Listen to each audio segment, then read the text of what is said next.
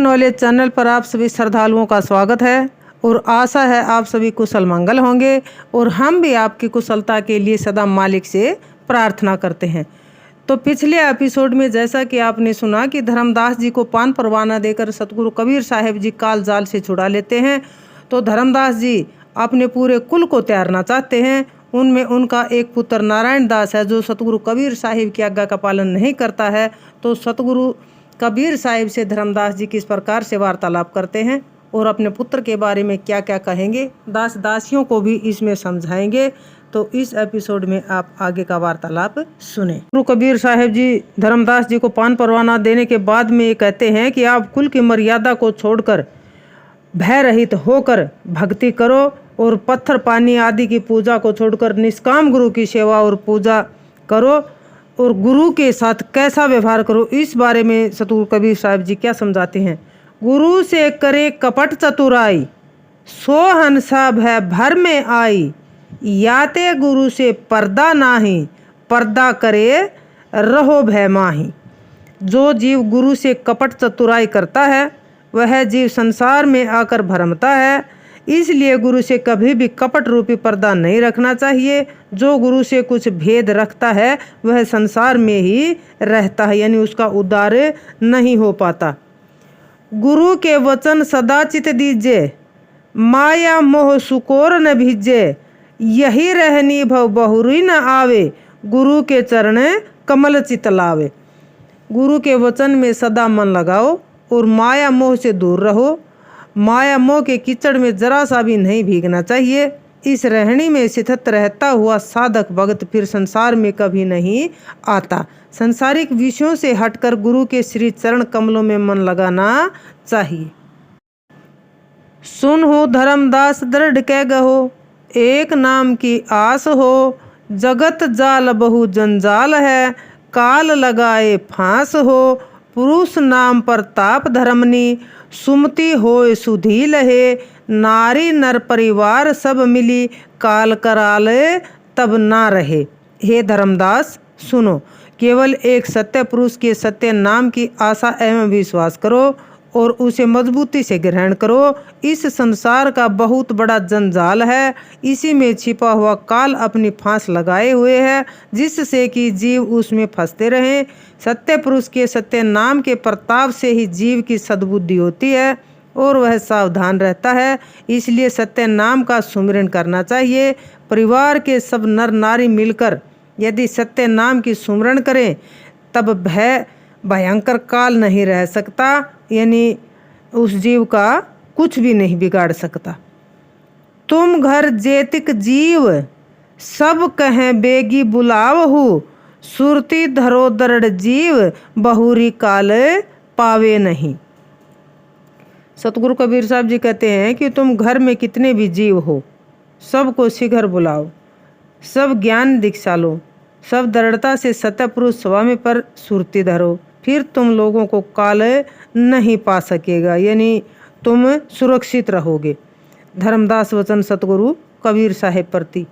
हे प्रभु तुम जीवन के मूला, मेटे हु मोर सकल तनसूला, आही नारायण पुत्र हमारा, सौंप होता ही सबद टकसारा, इतना सुनत सतगुरु हंसी दिन्हा, भाव प्रगटे बाहर नहीं किन्हा।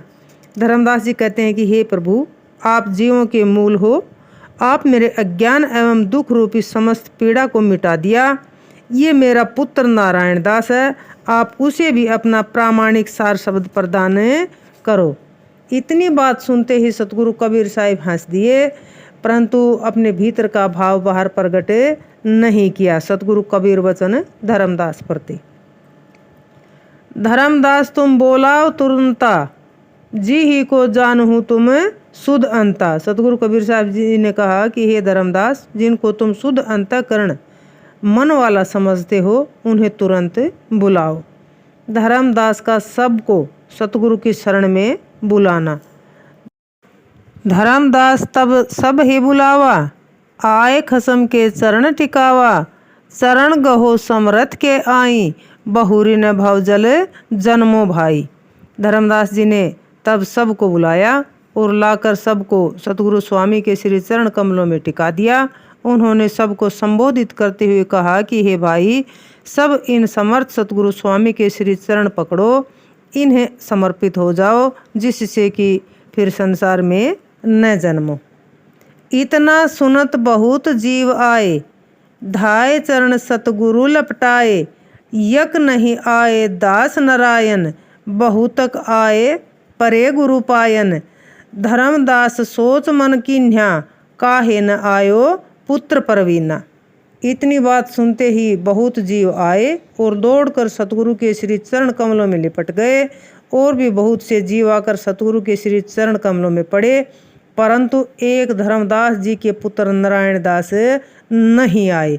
धर्मदास जी ने मन में बहुत सोच चिंता की कि पुत्र नारायण दास जो कि चतुर है किस लिए नहीं आया। नारायण दास का सतगुरु कबीर साहेब जी की अवज्ञा करना। धर्मदास वचन अपने दास दासियों प्रति। दास नारायण पुत्र हमारा, कहाँ गयो बालक पगुधारा।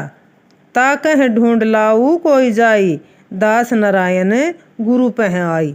नारायण दास मेरा पुत्र है, वह मेरा बालक कहाँ चला गया, कोई जाकर उसको ढूंढ लाओ और उस नारायण दास को सतगुरु के पास लाओ।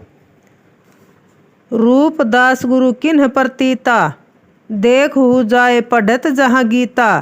बेगी जाए कहूँ तुम्हें बुलाई, धर्मदास समरथ गुरु पाई।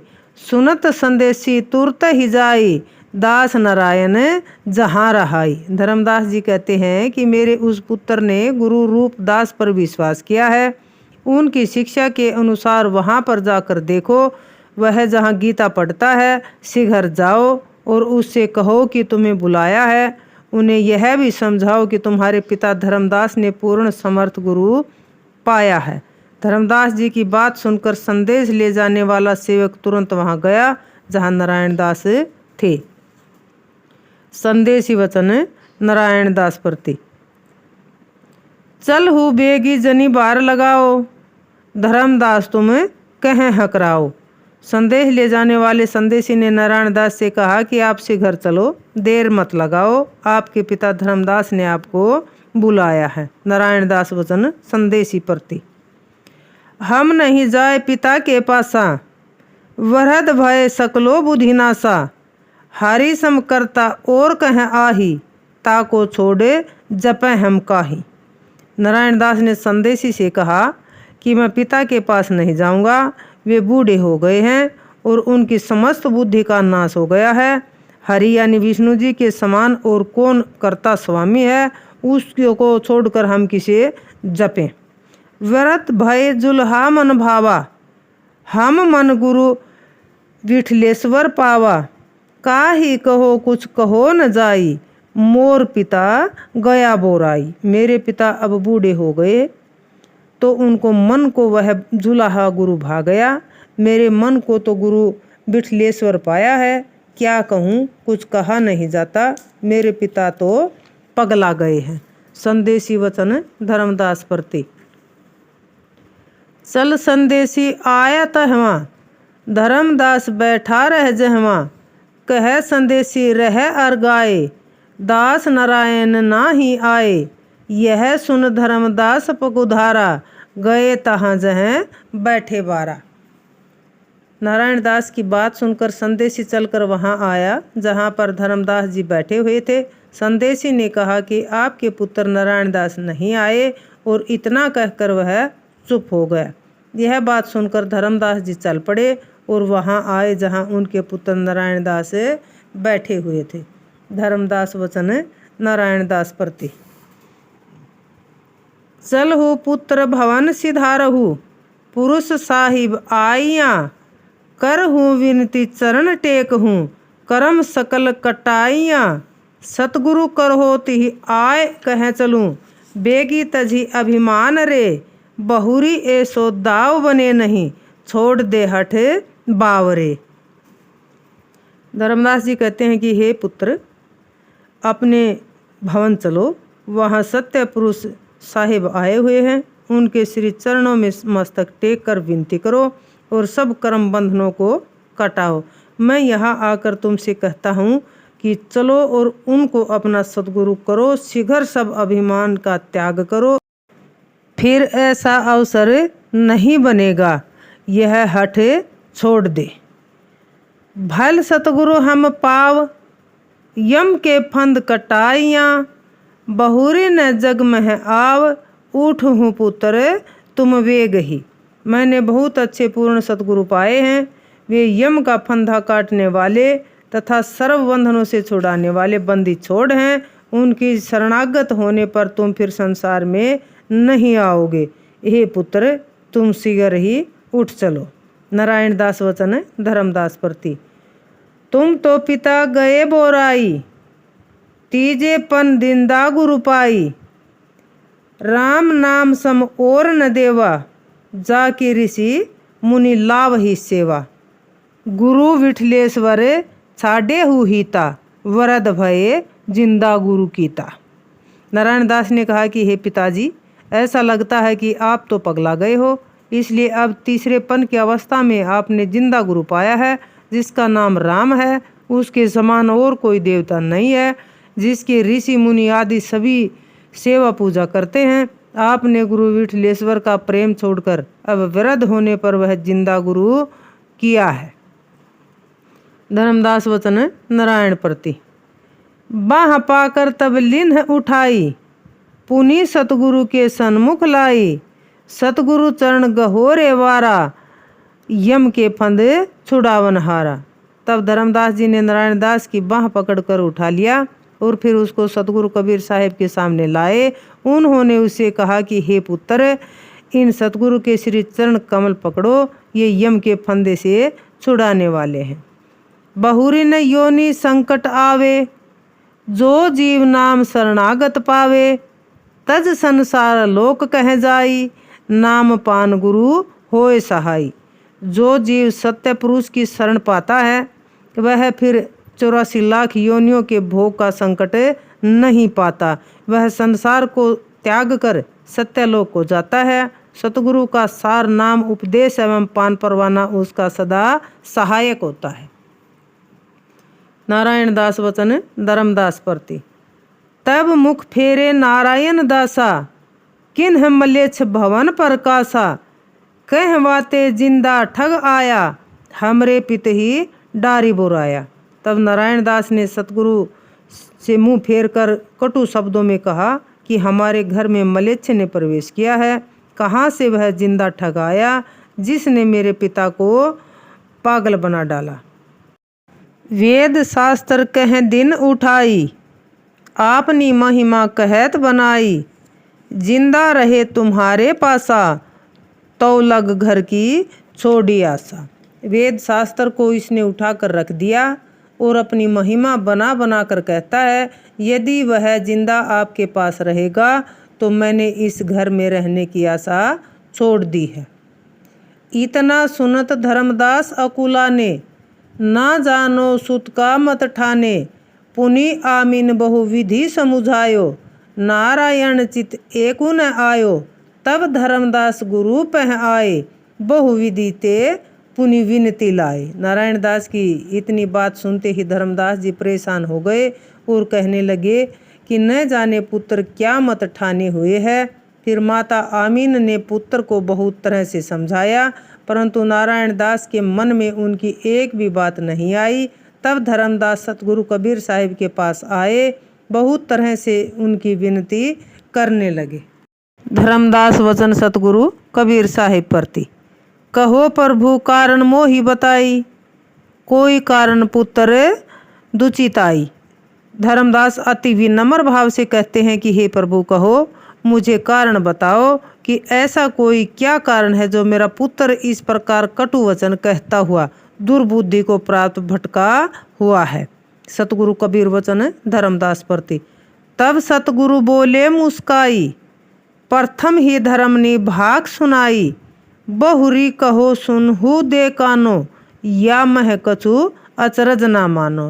तब सतगुरु कबीर साहिब मुस्कुराते हुए बोले कि हे धर्मदास, मैंने तो पहले ही तुमको नारायण के बारे में सब कुछ वर्णन करके सुना दिया है, तुम उसे भूल गए। मैं फिर से सुनाता हूँ, तुम कान देकर सुनो। इसमें कुछ भी आश्चर्य मत मानो। पुरुष आवाज उठी जी हिबारा, ज्ञानी वेगी जाहू संसारा, काल देत जीवन कह त्रासा, वेगी जाहू काटहू यम फांसा। पहले समय में यानी जिस समय सत्य पुरुष की वाणी हुई कि हे ज्ञानी जी, शीघ्र संसार में जाओ, काल निरंजन जीवों को सता रहा है, तुम शीघ्र ही जाकर उसके फांस काटो, यानी उनके बंधन काटो।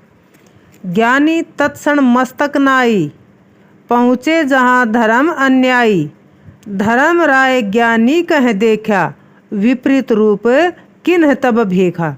ज्ञानी जी ने उसी क्षण सत्य पुरुष को प्रणाम किया और चल पड़े। वे वहाँ पहुँचे जहाँ अन्यायी काल निरंजन था। निरंजन ने जब ज्ञानी जी को आते हुए देखा तब उसने अपना विपरीत रूप वेश किया, यानी विकराल रूप बनाया। तो आगे चलकर किस प्रकार से काल निरंजन और सतगुरु कबीर साहिब यानी ज्ञानी जी की भिड़ंत होगी और सतगुरु कबीर साहिब जी धर्मदास जी को जो निरंजन काल ने 12 पंथ विनय स्तुति करके सतपुरुष से मांगे थे, उनके बारे में विस्तार से चर्चा करेंगे और नारायण की भी विस्तार पूर्वक इसमें ही चर्चा करके धर्मदास जी को समझाएंगे।